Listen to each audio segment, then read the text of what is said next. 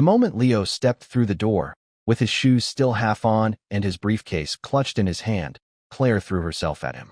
Her small hands wrapped tightly around his waist as she tilted her face up, her lips pouting in a playful, practiced way. "What took you so long?" she cooed. Leo leaned in to kiss her, but she turned her head aside, a mischievous glint in her eye. "Am I the one you love most in the world?" she purred. "Of course you are," Leo murmured, kissing the delicate skin behind her ear. "You're the center of my universe."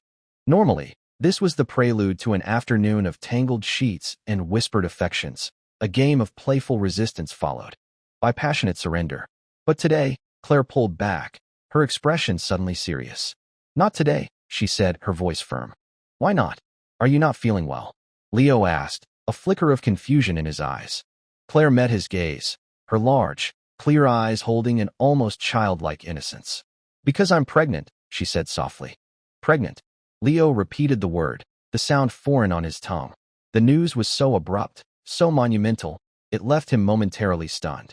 But the shock quickly dissolved into a wave of pure, unadulterated joy.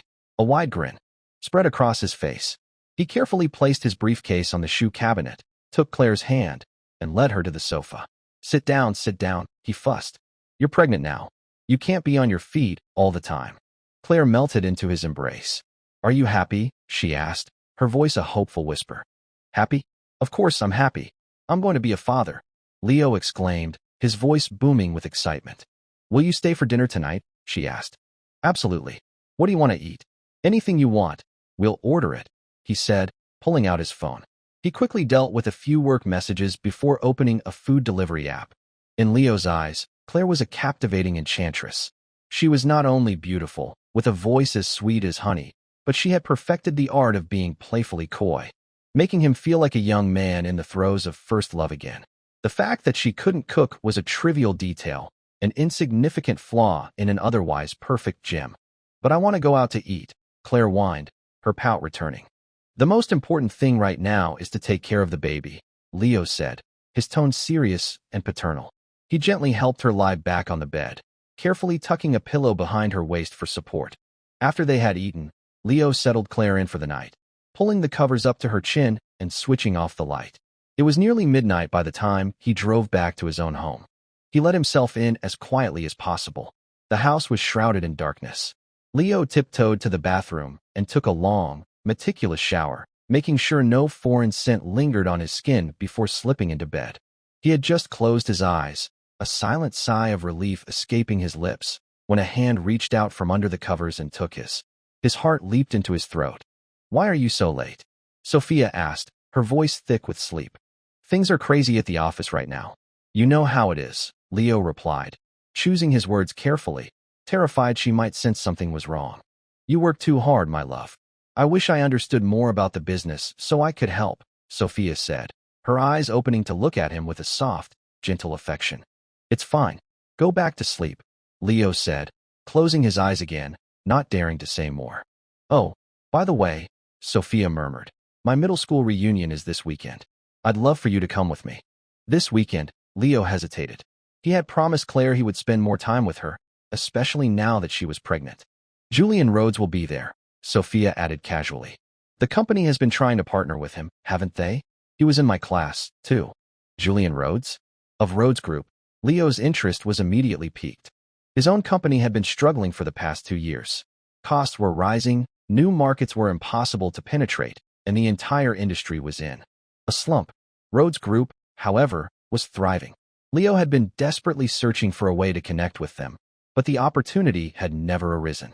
"I'll go with you this weekend," he said quickly. "Should we prepare a gift for him in advance? We're old classmates. A gift would make things awkward. I'll put in a good word for you, that's all."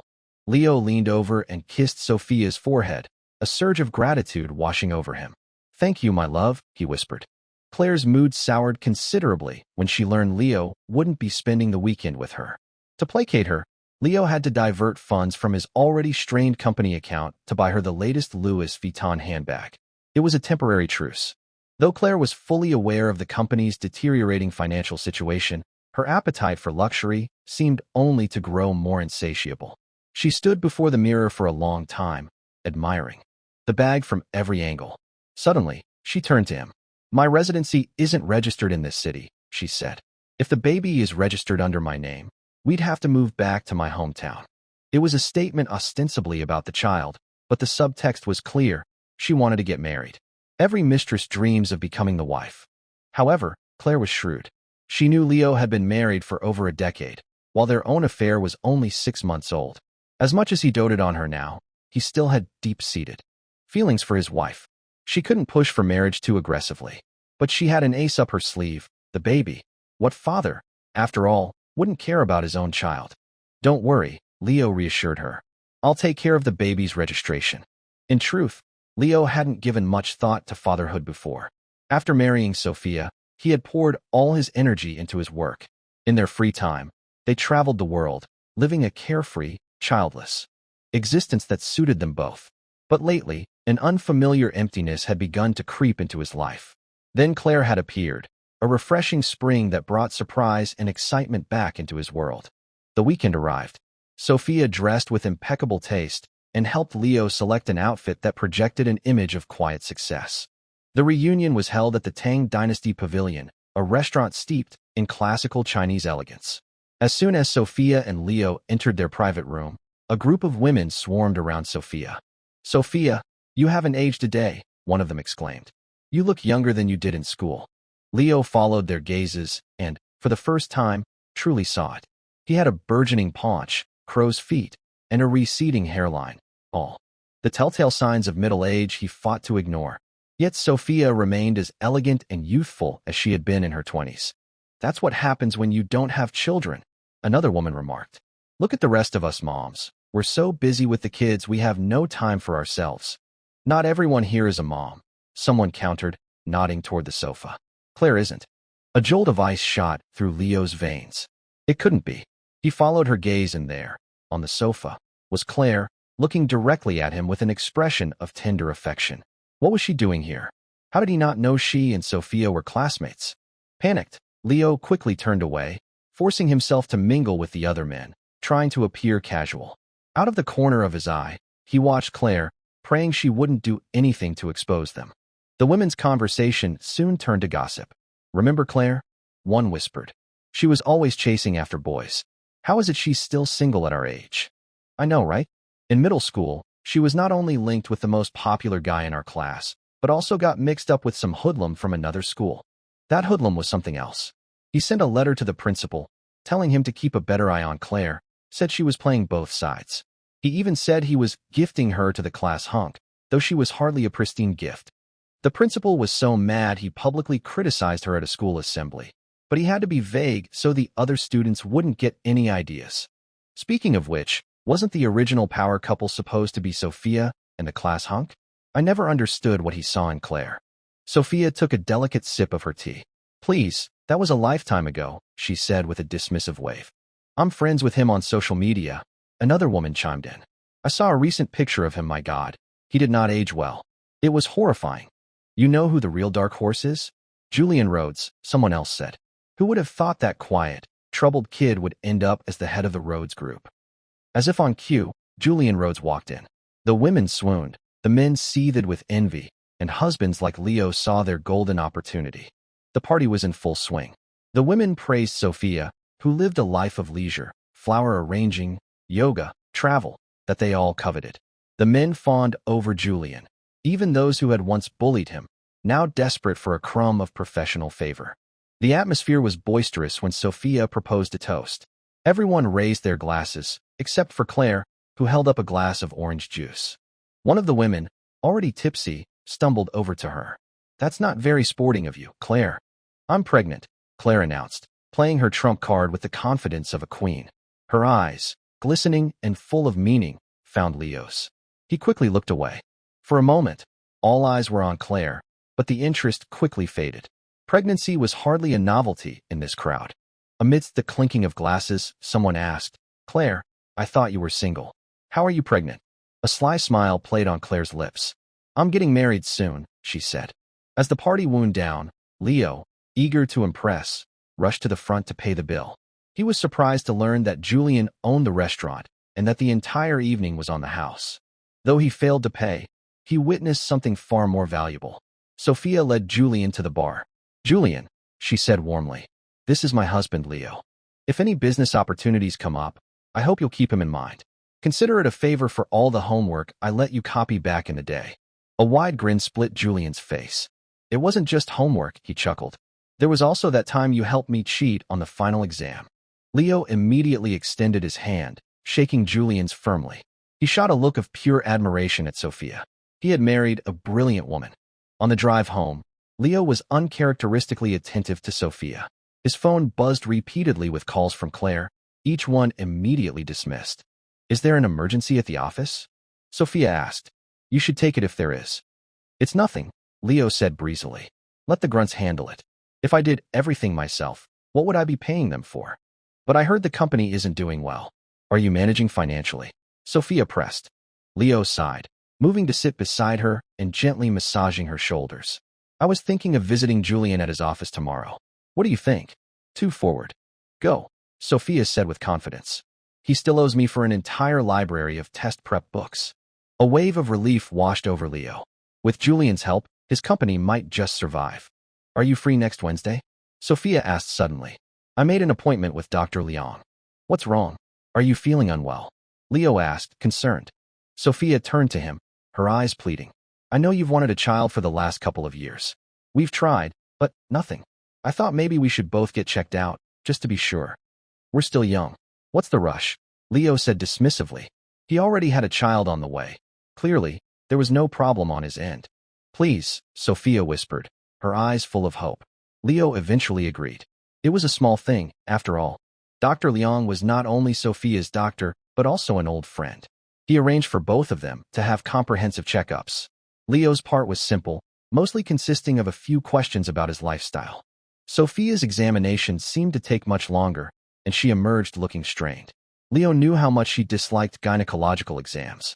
That discomfort had contributed to the steady decline in their physical intimacy. Over the years, which had become almost non-existent recently, he had often wondered if she suffered from some form of frigidity. Since he'd started his affair, however, he had begun to see it as a blessing. After the exams, Leo offered to drive Sophia home. The soup I made for you is still at your office, she said. You keep forgetting it. Let's go pick it up, and then I'll go home on my own. Leo froze. Claire's desk was right outside his office door. I'll bring it home tonight, I promise, he said quickly. You've said that 3 times now, Sophia replied, already getting into the car. Is there some secret at your office I shouldn't know about? Of course not. My company is your company, he said, his mind racing. Claire was supposed to be on leave. They wouldn't run into each other. When they arrived at the office, employees were gathered in small groups, whispering over their phones. Leo paid them no mind and walked straight to his office. But there, sitting at the secretary's desk, pale and drawn, was Claire. Sophia smiled warmly. Claire, you work here too? Are you Leo's assistant? She glanced back at Leo, who managed a weak, awkward smile. He knew Sophia was too composed to make a scene. You'll have to take good care of my old classmate, Sophia said to him, then turned back to Claire. You don't look well. Are you feeling sick? The first trimester is so important. Leo should give you some time off. Claire shot a venomous glare at Sophia, then looked pleadingly at Leo. He returned her gaze with a stern, warning look. Sophia picked up the thermal flask from his desk. I'll let you get back to work. I can get home myself. As she left, she cast one last look at Claire's tear-streaked, pitiful face. Sophia's phone buzzed incessantly. She opened it to find their middle school group chat in an uproar. A mass email had been sent to everyone's old alumni account. It was a signed letter from a man named Mark, publicly accusing his girlfriend, Claire, of cheating on him while pregnant. The letter was a torrent of anguish and rage. Mark detailed how he had doted on her, renting a luxury apartment, buying her designer goods, even taking up photography for her. He thought her happiness was all that mattered, only to discover she was having an affair with a wealthy businessman. The evidence included photos of a closet full of designer bags and a 12-week ultrasound scan. The letter ended with a plea for their classmates to cut ties with her and for her employer to reconsider her position. The chat was filled with speculation about the identity of the mysterious businessman. No one expressed any sympathy for Claire.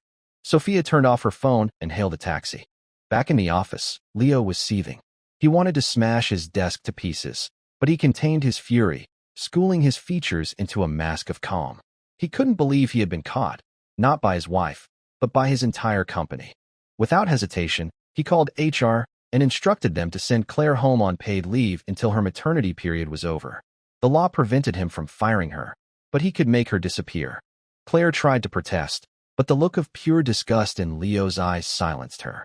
With Claire gone, Leo sat in his office, the air thick with his own suffocating rage. His phone buzzed again and again with texts from Claire. "My love, that email is a lie. I swear, there's no one else but you.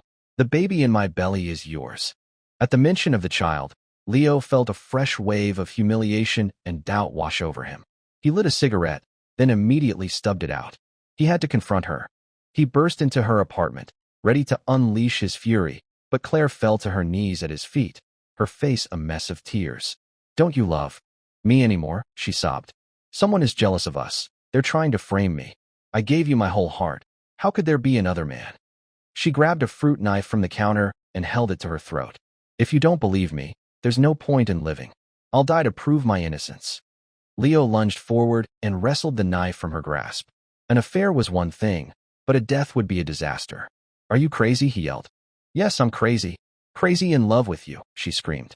"Crazy enough to be your secret lover, and now when I'm slandered, you don't even believe me. I don't want to live." Her despair was so raw, so convincing, that Leo's anger began to falter. "You were really framed?" he asked, his voice softening. "Of course. Those pictures in the email were all lifted from my social media. There isn't a single man in any of them," she insisted. "If you don't believe me, wait until the baby is born. We can do a DNA test. If I've told you a single lie, I'll take the child and disappear from your life forever." It seemed like a logical solution, one that carried no risk for him. He offered a few clumsy words of comfort and left. For the next week, Leo avoided Claire and spent more time at home. He drank the soup Sophia prepared, noticing for the first time how truly skilled a cook she had become. He had to admit, of all the women he had known, Sophia was in a league of her own. A man has a treasure at home, yet he still seeks novelty outside. If it weren't for Claire's pregnancy, he would never have considered divorce. He was glad he hadn't taken that step. One evening, he came home to an empty hallway. He found Sophia in the bedroom, sitting by the bed, a flustered look on her face. The drawer of the nightstand was slightly ajar. "You're home," she said, her voice a little too bright. "You must be hungry. Dinner is ready." But Leo, his mind now wired for suspicion, pointed at the drawer. "What are you hiding in there?" Sophia's face paled. "And nothing."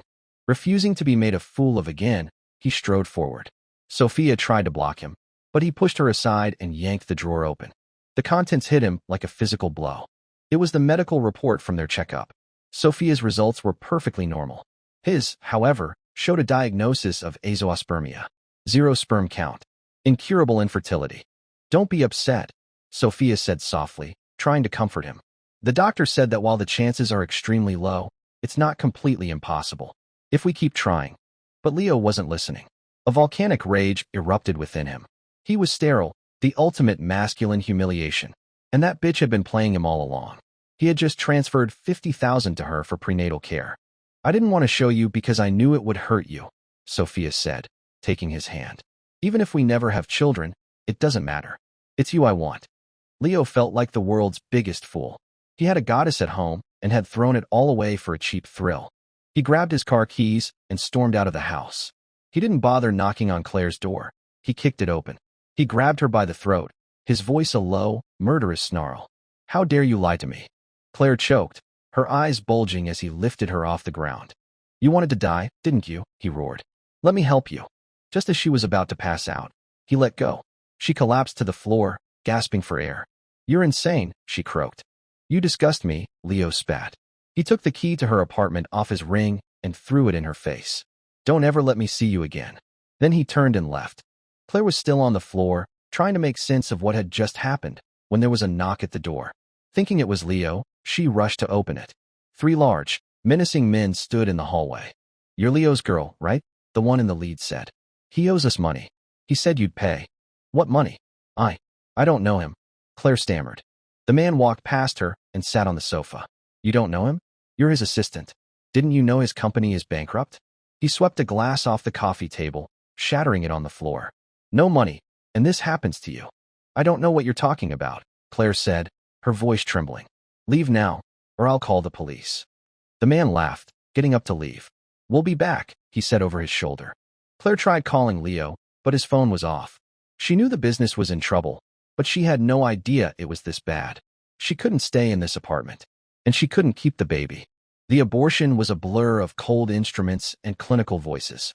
When the anesthesia wore off, a pain like a drill boring through her abdomen took over. She woke up alone in the sterile white room, a profound sense of desolation washing over her. A nurse told her she had a visitor. A flicker of hope ignited in her chest. Leo.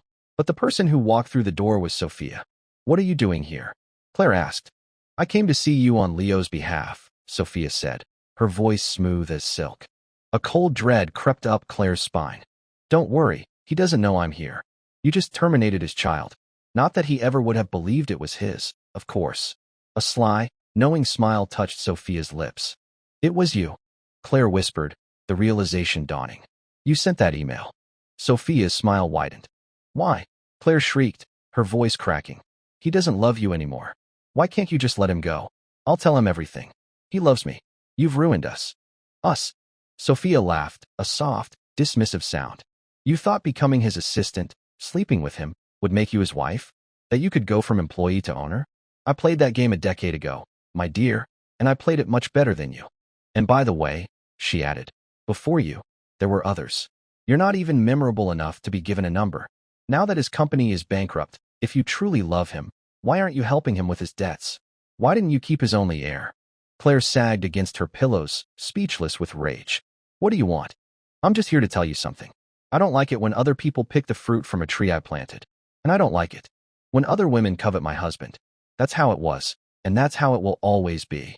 Sophia turned and walked out of the room. Sophia, Claire screamed after her. That letter to the principal in middle school, that was you too, wasn't it? Sophia paused at the door and looked back, her expression unreadable. What do you think? She asked, and then she was gone. Leo's company was finished. He had thought that by aligning with Julian Rhodes, he could at least survive, if not prosper. But even giants can stumble. Leo had sunk the last of his capital into a joint venture that had failed, leaving him with nothing. He sat in his office, the air thick with the smoke of 100 cigarettes. The landlord had given him a final eviction notice. On his desk lay a set of divorce papers, already signed by Sophia. Why? He had asked her. I never interfered with the business, and I never looked at your books, she had replied calmly. Now that the company has such massive debts, you wouldn't expect me to share that burden, would you? She had always been the gentle, domestic wife. He was in a hole, and he couldn't drag her down with him. But he didn't want to let her go. She was the one steady, brilliant light in his life. He tried to argue, but then he saw, written in faint pencil on the back of the agreement, a list of names. Claire's was among them. He realized then that Sophia had known everything, all along. Leo slumped in his chair.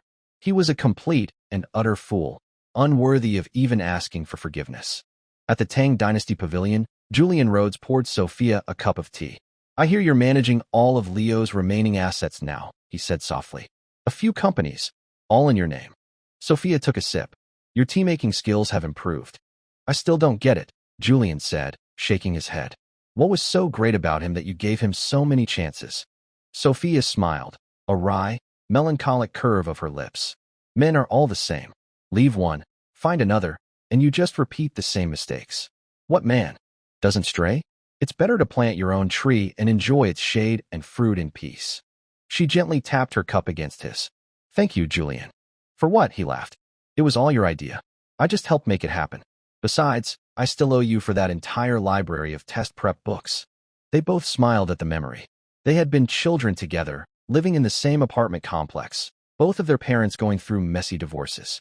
Sophia had found a set of impossibly difficult exam books, and they had huddled together, trying to decipher them. The complex problems, a welcome distraction from the shouting in the next room. Julian's parents divorced first, and he moved away with his mother. 7 years later, he was sent back to his father when his mother remarried a man who didn't want a stepson. By then, Sophia was the elegant, popular girl in school, rumored to be dating the class hunk. Julian was the small, quiet, perpetually angry boy who sat by the trash can. Their worlds were separate, connected only by fleeting glances across crowded hallways. Then Julian had gotten into a fight with a local hoodlum who had been bragging that Sophia was his girlfriend. Julian had picked up a brick without a second thought. After that, Sophia started secretly leaving exam papers in his desk, and he had left her a note, a transcript of a conversation he'd overheard, in which the class hunk told Claire he couldn't stand Sophia. Soon after, the anonymous letter about Claire and the hoodlum had been sent to the principal. "Not all men are the same," Julian said now, his voice a low murmur. "Maybe you're just bad at picking them. You were then, and you are now. Why don't you ever look at what's right in front of you?" he asked, his gaze intense, burning with a fire she had seen and ignored for years. Sophia looked at him, truly looked at him. "Haven't we always had each other's backs?" she said gently. "Don't you think this bond of ours, is stronger than any romance, any marriage?" Julian smiled and reached out, ruffling her hair like he used to when they were kids. Sophia leaned her head against his shoulder, and he placed a soft, fleeting kiss on her forehead. He had never had a serious girlfriend, let alone considered marriage. In his heart, there was only room for her, but he would never marry her. They had both seen up close how fragile that institution was. They preferred to walk hand in hand, just outside the walls, partners in a bond that no one else could ever understand or break.